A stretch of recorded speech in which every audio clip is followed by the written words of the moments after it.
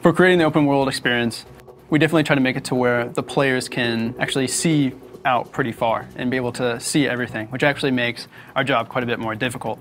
But we know a lot of games just confine players to a certain area, using mountains mostly, and we just really decided we didn't want to do that. You know, we wanted to have an open world that the players can really go anywhere. And the thing is, they have jetpacks, so they can pretty much get anywhere they want to go. We want to create this sense of exploration. So if the player sees something, he'll usually want to go to it. So if we have like this really cool mountain out in the distance, or if we have this island way out there, the player will usually try to find a way out there, and if they do, we try to usually create something. My favorite environment was, it doesn't have a real name, it's just our nickname for it, but Mushroom Island, the one you were working on. Yeah. Like at first, when you go into Copa, you pretty much go on this drop ship, and you would see it right at the very beginning. And for a long time, it wasn't playable. Finally, we went through and then made it all playable just recently. And so when you actually go from Copa over to there, you can actually work your way up to the top.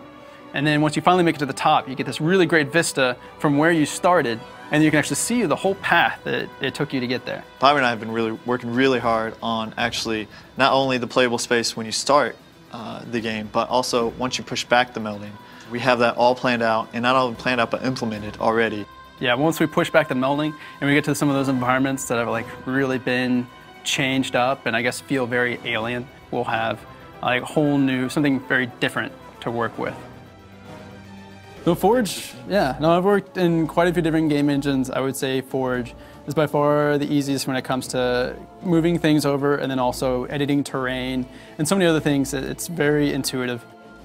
I mean, we've had several times when we've had entire cities we've built, and it's like, oh, guys, we need this moved like a mile down the beach. And it's like, oh, okay, well, it's not going to be that bad because the tool we work with actually gives us the liberty to copy it, the whole city, and paste it down the beach. What's really cool about Firefall, another thing that's really cool, is just the fact that we incorporate our PvP maps into our open world. If you go on to the coast, they had actually built this whole city just for games and an arena to watch all of the multiplayer and the PvP fights going on. And then you have it the other way around, we'll go through and we'll make something like the Chosen Fort or Shantytown, and they'll go in, and it's actually a really fun environment, and we're like, wait, you could actually make this into a PvP map. So we have story pretty much going from PvP to PvE and then back and forth.